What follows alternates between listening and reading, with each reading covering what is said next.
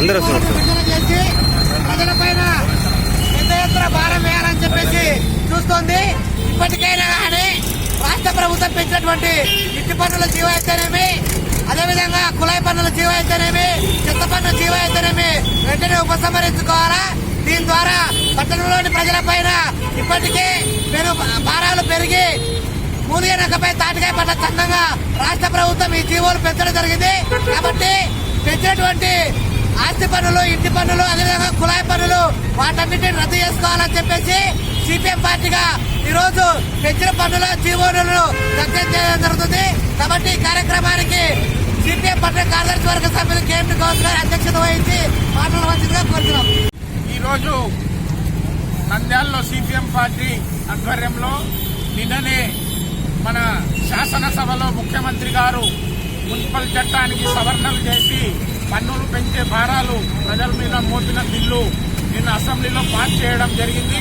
దానికి వ్యతిరేకంగా ఈరోజు నంద్యాలలో సిపిఎం పార్టీగా ఆ జీవోలను దగ్ధం చేస్తున్నాం.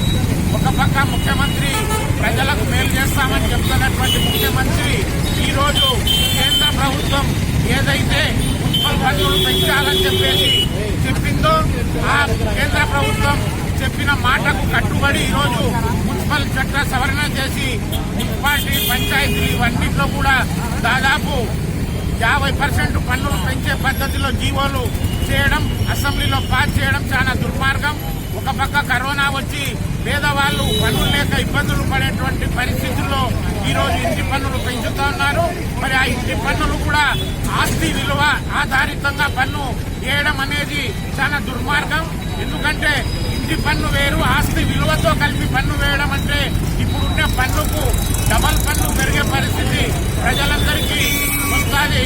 కాబట్టి ప్రజలందరూ కూడా రాష్ట్ర ప్రభుత్వం యొక్క విధానాల మీద ఆలోచించాలా. ఎందుకంటే ఈ పన్ను భారం అనేది ఇంటి పన్నే కాదు, చెత్త మీద పన్ను, నీళ్లకు పన్ను, ఇట్లా అనేక రకాల పన్నులు ఈరోజు చేస్తూ ఉంది. అదొక్కటే కాదు, కరెంటు సంస్కరణలు కూడా ఈరోజు కేంద్రం చెప్పింది, దాన్ని ఫాలో చేసి ఈరోజు రాష్ట్రము ఎలక్ట్రికల్ ఛార్జీలు కూడా పెంచబోతోంది. అంటే రాబోయే రోజుల్లో మొత్తం ప్రజల మీద భారాలు ఎన్నికే ఈ ప్రభుత్వం ఉంది. దాన్ని దృష్టిలో పెట్టుకుని ఖచ్చితంగా ఈ పన్నుల వ్యతిరేకంగా ప్రజలందరూ కూడా పోరాడాలని చెప్పేసి సిపిఎం పార్టీగా పిలిపిస్తూ ఇప్పుడు సిపిఎం పార్టీ పట్టణ కార్యదర్శి మంత్రులు గారిని మాట్లాడాల్సిందిగా కోరుతా ఉన్నాం. మన రాష్ట్ర ప్రభుత్వం, కేంద్ర ప్రభుత్వము ఆడమన్నట్లు ఆడే పద్ధతుల్లో ఈ యొక్క పరిపాలన అనేది సాగిస్తూ ఉంది. ఇది చాలా దుర్మార్గం.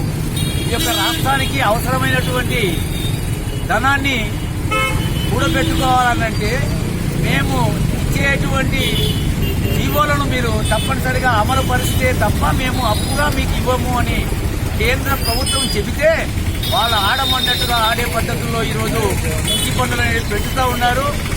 ఒక పట్టణంలోనే కాకుండా గ్రామీణ ప్రాంతాల్లో కూడా పెంచుతున్నారు. చెత్త ఏరేసినందుకు గాను ప్రతి కుటుంబము 100 రూపాయలు నెలకు కట్టాలట. ఈరోజు నీటి పన్నుకు సంబంధించి 80 రూపాయలు ఉంటే 100 రూపాయల నుంచి 300 రూపాయలుగా పెంచుతారంట. అదేవిధంగా అపార్ట్మెంట్స్ కి అయితే 300 నుంచి 600 రూపాయలు ఈ యొక్క నీటి పన్నును పెంచేదానికి వారు కొనుక్కుంటున్నారు.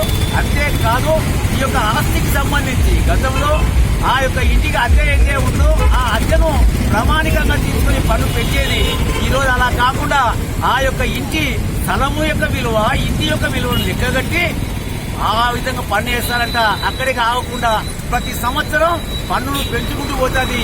వీళ్ళు చెప్పినది ఏంటంటే ఈ జీవోలో ఏ పట్టణం గాని ఏ గ్రామం గాని వారి యొక్క ఆ గ్రామ అభివృద్ధికి, ఆ పట్టణ అభివృద్ధికి కావలసిన వనరులు ఏవైతే మీరు పూర్తి చేసుకోవాలంటే దానికి తగినట్టుగా మీ అందరూ మీరే పన్ను వసూలు చేసుకోవాలని ఈ యొక్క జీవో యొక్క సారాంశం. ఇది చాలా దుర్మార్గమైంది. ప్రతిదీ ప్రైవేటీకరణ చేసే పద్ధతుల్లో విద్యుత్తుకు సంబంధించి, రైతాంగానికి సంబంధించి మీటర్లు ఇచ్చినాడు. ఈ యొక్క ఆ మీటర్నే కాదు ప్రైవేట్ వాళ్ళకి అప్పచెప్తే వాళ్ళు ఇష్టానుసారంగా ధరలు పెంచేదానికి అవకాశాన్ని కల్పించే పద్ధతుల్లో జీవోలు ఈ అసెంబ్లీ సమయంలో ఈ 4-5 తారీఖుల లోపలే చేసేదానికి ప్రభుత్వం చాలా దుర్మార్గంగా ముందుకు పోతుంది. అందుకని ప్రజానీకం ఈ యొక్క విషయాలు అర్థం చేసుకోవాలా. ఈ రోజు ఏదో మనం కళ్ళు మూసుకోవడం వినట్టుంటే రేపు పొద్దున పడే భారాలు ప్రజానీకమందం పడాల్సిన స్థితి వస్తుంది. అందుకని కరోనాను అడ్డు పెట్టుకుని అటు కేంద్రం కానీ ఇటు రాష్ట్రం కానీ దుర్మార్గమైనటువంటి జీవోలను తీసుకొస్తుంది. దీన్ని మనం అందరం వ్యతిరేకించాలా. ఒక సిపిఎం పార్టీ కాదు, ప్రజానీకమందరూ కూడా దీంట్లో కలిసి రావాలా. ఆ విధంగా ఈ యొక్క ప్రజా వ్యతిరేకమైనటువంటి జీవులను వెనక్కి నెట్టేదానికి అందరూ కలిసి పోరాడాలని సిపిఎం పార్టీగా మేము కోరుతున్నాం. జగన్మోహన్ రెడ్డి అధికారంలోకి రాకముందు గతంలో ఉన్న ప్రభుత్వము పన్నులు పెంచుతుంటే బాదురే బాదురు బాదురే బాదురని ప్రతి మీటింగ్ లో చెప్పినాడు. ఈ రోజు అధికారంలోకి వచ్చిన తర్వాత గ్రామాలు, పట్టణాలు, కార్పొరేషన్లు వేటిని వదలకుండా బాదురే బాదురే పేరుతో ప్రతి ఒక్కదానిపైన పన్నులు పెంచుతున్నారు. ఈ ప్రభుత్వము మామూలుగా ఆస్తి పన్ను గతంలో ఇంటి అద్దె ఆధారంగా పన్ను వసూలు చేసేవాళ్ళు. ఇప్పుడు ఆస్తి ఆధారంగా ఇలువ ఆధారంగా పన్ను వసూలు చేస్తున్నారు. వాటితోనే కాకుండా కొత్తగా భవనాలు నిర్మించుకుంటే వాటి విలువ కూడా లెక్క కట్టినప్పుడు అధికంగా పన్నుల భారం పెరిగే పరిస్థితి ఉంది. గతంలో 10-15% పెంచితే మార్క్సిస్ట్ పార్టీ అప్పుడు కూడా వ్యతిరేకించింది. ఇప్పుడు కూడా ఈ రోజు ఆస్తి విలువ ఆధారం కంటే 500-1000 రూపాయలు వచ్చే వాళ్లకు 10,000-20,000 రూపాయలు వచ్చే పరిస్థితి ఉంది. ఏఆర్టీగా పట్టణ ప్రాంతాల్లో మధ్యతరగతి ఉద్యోగస్తులు, రిటైర్ అయిన ఉద్యోగులు, ఉపాధ్యాయులు ఎవరైనా ఇండ్లు నిర్మించుకొని ఈ రోజు పన్ను 1000 రూపాయలు కట్టే వాళ్లకు రాబోయే రోజుల్లో వాళ్ళ పెన్షన్ అంతా పన్నుకు చెల్లించే పరిస్థితి 6 నెలలకే వస్తుంది. మరి ఆ పన్నే కాదు, నీటి పన్ను, మురుగు కాలువల పన్ను, రోడ్డు పన్ను, చెత్త పన్ను ప్రతిదీ ఈ విధంగా చేసుకొని ఏ మున్సిపాలిటీ కానీ, కార్పొరేషన్ కానీ, పంచాయతీ కానీ వాళ్ళకు కావాల్సిన నిర్వహణ ఖర్చులంతా ప్రజల ద్వారా వసూలు చేసుకోవాలి. అంటే వాళ్ళ జీతభత్యాలు, వాళ్ళకు కావలసిన నిర్వహణ ఖర్చులు అన్నిటినీ, కరెంట్ ఛార్జీలు ప్రతిదీ ప్రజలపై వేసి భారాలు వేస్తున్నారు. మరి భారాలు వేయడానికి ప్రధాన ఉద్దేశము కేంద్ర ప్రభుత్వము అవలంబించే దుర్మార్గ విధానాలు. మోడీ చెప్పినట్టు ఈరోజు జగన్మోహన్ రెడ్డి మోకాలొడ్డుతాడు. మోడీకి అనుగుణంగా ఈరోజు అన్ని విధాలుగా వాళ్ళ కాళ్లు మొక్కి అమలు చేసే పరిస్థితి ఉంది. ఇదే పక్కనున్న తెలుగు రాష్ట్రంలో ఈ పన్నులన్నీ రద్దు చేస్తున్నారు. మోడీకి వ్యతిరేకంగా పోరాడతారు. మరి మీరు పోరాడకుండా వాళ్ళకు లొంగిపోయి మన రాష్ట్రానికి రావాల్సిన జీఎస్టీ నిధులు కూడా తెచ్చుకోవడానికి చేతగాక ఈరోజు 1000 కోట్ల రూపాయలు మనకు జీఎస్టీ నిధులు రావాల్సింటే అందులో 4,000 కోట్ల రూపాయలే ఇచ్చినారు. మరి 6,000 కోట్ల రూపాయలు వస్తే ఇటువంటి భారాలు ఉండవు. మరి వీళ్లపైనే కాదు, ఆటోల పైన రోడ్ ట్యాక్సులు, పన్నులు, ప్రతి పన్ను ఈరోజు బాదురే బాదురు అనే పేరుతో ప్రజలపైన భారాలు ఇస్తున్నారు. వీటన్నిటి ద్వారా వీటే కాకుండా వ్యాట్ ట్యాక్సులు, కేంద్రం పెంచిన డీజిల్ సెస్ రేట్లు, వీటన్నిటితో రవాణా రంగము కుదేలైపోయి ఛార్జీలు పెరిగి అన్ని నిత్యావసర వస్తువులు ధరలు పెరిగిపోయి ప్రజలు జీవించడం కష్టంగా ఉంది. 3 పూట్ల తినేవాడు 2 పూట్ల 1 పూట తిరిగి అర్ధాకలతో జీవిస్తున్నారు. మరొకవైపు కరోనా టైంలో ఉద్యోగ భద్రత పోయింది, ఉద్యోగాలు లేవు, పనులు లేవు, ప్రస్తుతం ఉండవలసిన పరిస్థితి. కేంద్రం అవలంబించిన విధానాల వల్ల ప్రభుత్వ రంగ సంస్థలు మూతలు పడి నిరుద్యోగం పెరగడం వల్ల కష్టాలతో ఉన్న ప్రజలను ఆదుకోవాల్సిన మోడీ ప్రభుత్వం గాని, రాష్ట్ర ముఖ్యమంత్రి గాని ఆదుకోకుండా ప్రజలపైన భారాలు వేసేదాన్ని మార్క్సిస్ట్ పార్టీ తీవ్రంగా వ్యతిరేకిస్తూ రాష్ట్ర కమిటీ పిలుపు మేరకు ఈరోజు ఈ కార్యక్రమాన్ని నిర్వహించడం జరుగుతుంది. ఇవి ఏప్రిల్ నుండి అమలు చేస్తూ ఉంటారు.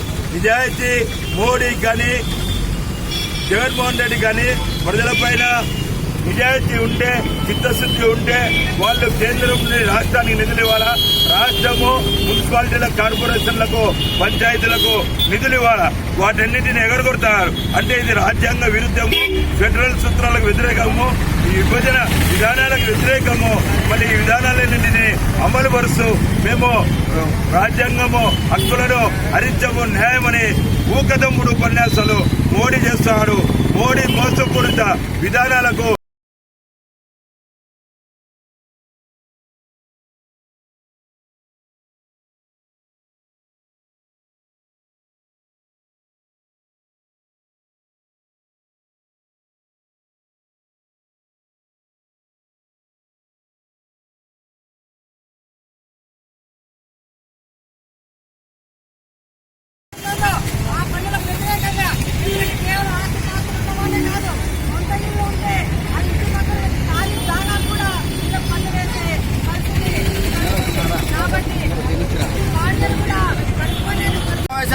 ఉన్నాయి.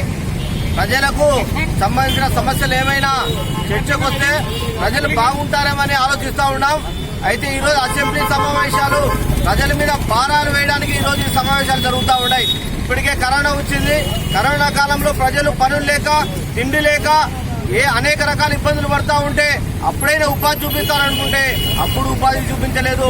ఈ రోజు కరోనాను అడ్డు పెట్టుకొని ఈ రోజు ప్రజల మీద భారాలు వేయడానికి తప్ప ఈ రోజు ఏం లేదని చెప్పి సిపిఎం పార్టీగా చెప్తా ఉన్నాం.